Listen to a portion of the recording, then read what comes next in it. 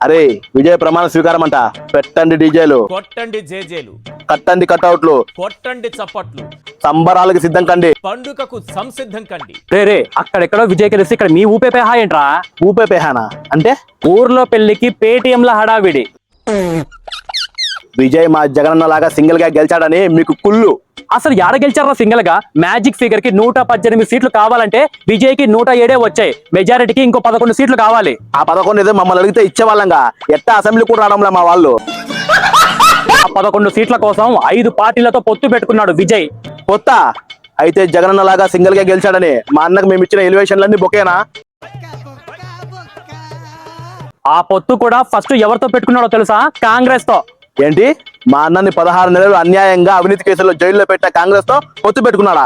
మరేటనుకున్నావు రాజకీయం అంటే? ఇక్కడ ఎత్తులు ఉంటాయి, పొత్తులు ఉంటాయి. అబ్బబ్బబ్బబ్బా, ఆడ విజయ్ గెలిస్తే మీరు ఈడ బ్యానర్లు కట్టడం, ప్రెస్ మీట్లు పెట్టడం, కేకులు కోయడం. అయిందా? బాగైందా? ప్రతిదానికి ఓవర్ ఎక్స్ప్రెషన్. ఇప్పుడు అందుకే పెద్దలు ఆత్రం మూత్రం ఆపుకోమనేది.